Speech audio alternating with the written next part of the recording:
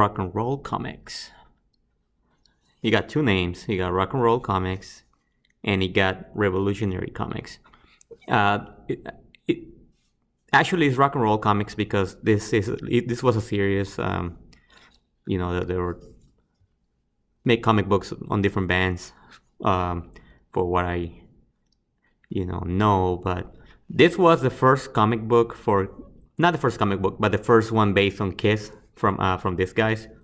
Although it's issue number 9, it was released in March 1990 for $1.95. Again, this one, it tells the story of Kiss, the beginning, pretty much the beginning of how they got together, and I don't think it's that accurate based on some of the Kiss information that I had researched over the years. I may be wrong though, since it's a lot of history, it's a lot of information, and of course multiple sources, so I may be wrong on that. But I think this comic was well made.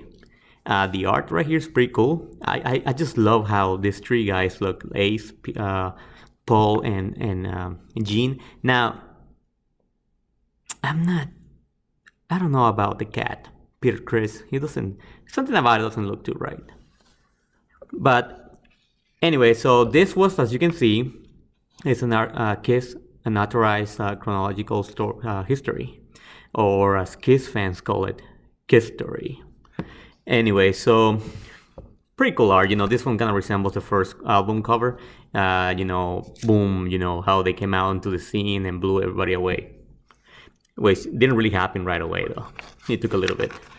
So right here, this guy right here, Todd Lauren, he's saying, finally here that, comic book, it was requested, and they say that they got pretty much, this guy that is super Kiss, like you said right there, lifelong Kiss fanatic, Rob Conte, to do the research so the comic will be accurate.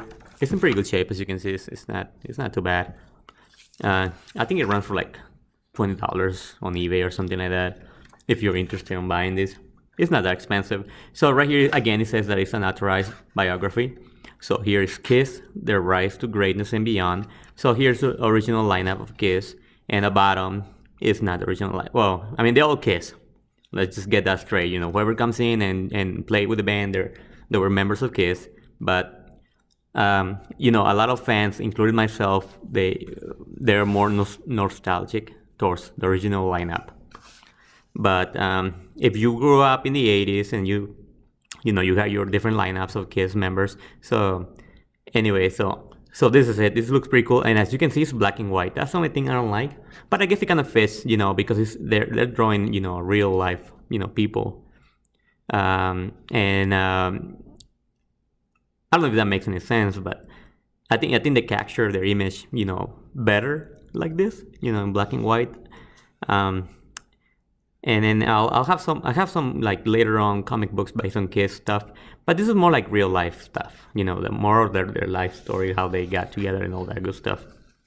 So I think that, again, I think it fits, So like always, I can't really show everything, and I don't want to make this video long.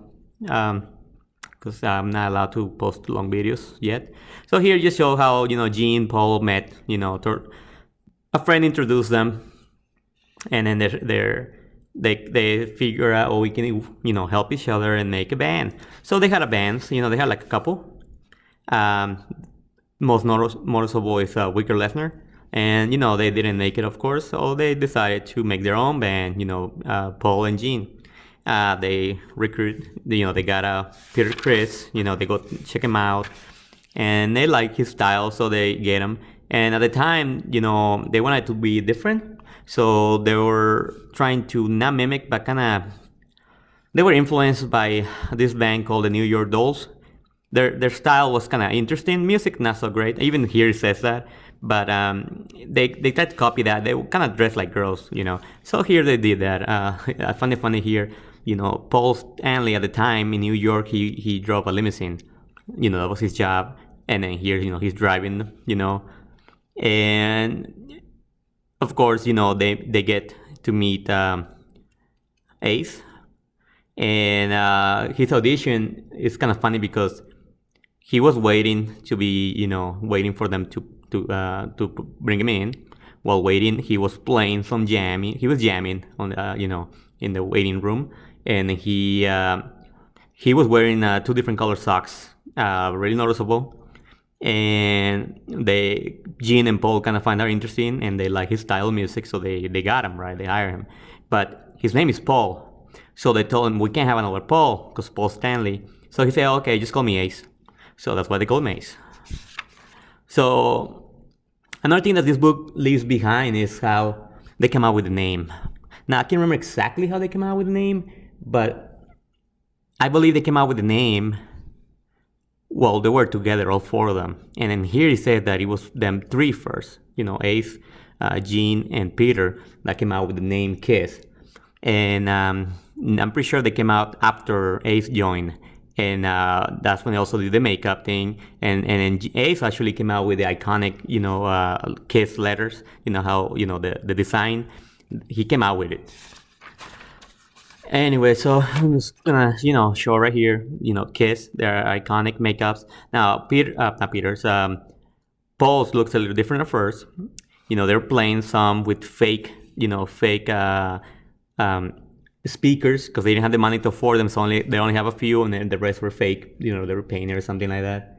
And I always, found the story pretty funny that they didn't have money, so they had to do whatever they could. They were like, they were a New York, starting band back in the 70s, and then trying to make it. And then, they're playing in one of the nightclubs, and then this guy right here is a producer and finds them and signs them for a record. The new Casablanca just, was brand new. So they sign out with them, and this cover I always find it interesting how they kind of look fat, right? Their faces. Now, right here, the Demons, Gene Simmons' face was the coolest one. But I always thought that Ace looked different. Like, before I knew more about the band, I always thought he was maybe a different guy before, Ace, joined. I mean, could be, I don't know. It doesn't look like him. And anyway, so here's just, that was the first album, pretty popular. Another thing too, they weren't really popular yet. They thought they were, the baddest, and everybody knew them, and they're like, they feel good about themselves. But a lot of people didn't buy their albums. And then not until the third one, they had their hit, Rock and Roll All Night and Party Every Day. That's when they started getting more attention, and people started going to the concerts because they like, it was weird. Their boots, their outfits, their makeup. It was different. It was interesting, and that's what they wanted. So it was cool. And then they started, touring, and people started more going. And then the word got out there that the live, Kiss Alive, live, concerts were better than the actual albums. And that's when they became like extremely popular. And that's when the Kiss Alive came out. They recorded it, and the Kiss Army got formed. And then all the Kiss radio, and then people wouldn't open for them because they were, too much, attraction. And then the other bands like, I believe Blue Oyster Cult, they opened for Blue Oyster Cult first, and then I think like within a year or two, Blue Oyster Cult had to open for Kiss. And then so nobody wanted to tour with them. So they ended up going on, by themselves. So their concerts were epic. So when they came out with the album Destroyer, which is one of my favorite ones, actually I think it's my favorite one, they tried to change the style a little bit. And then, Peter Criss as a singer, but not really rock, his style wasn't really rock and roll. He was a little more R&B, soul. And he came out with, he didn't come out, he had that hit Bet. And it's funny right here, this guy, he's like, where is this shit? Well, he didn't say that, but, he said crap, so I guess the same thing. But because of that song, they got more popular, they got more of the female audience now. And then, of course, the iconic, chest hair, it's kind of funny that back then they thought it was kind of cool. But anyway, so their concerts were badass. Their albums were doing pretty well. They got platinums and gold records. And like I said, Destroyer was pretty amazing.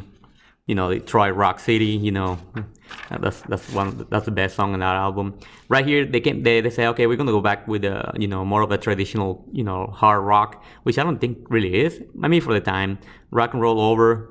That's a pretty cool album too, though. And then right here, it's saying how they went to Japan and they sold out, a record held by the Beatles before. Now, I think this is wrong too.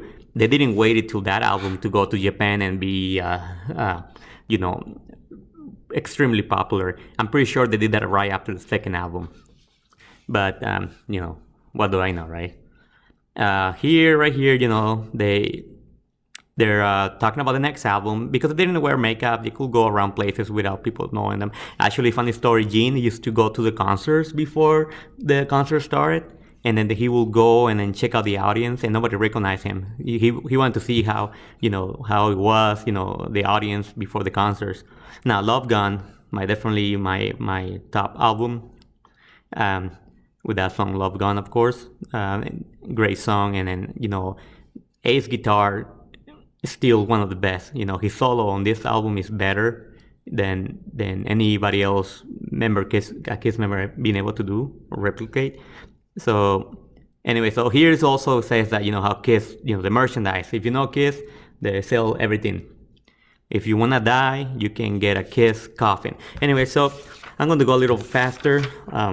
So here, just telling a little more of the story, another Kiss live, and how Peter Criss was disappointed. He wasn't getting any singing. His songs weren't being used, and there you go. And then so they went disco a little bit. They hated it. Well, some of them hated it. Ace hated it. Peter Criss hated it. He quit. He had enough. Then soon after, Ace quit. But I don't think they've been able to replace Ace. But I think they were able to replace Peter with Eric Hart. Rest in peace.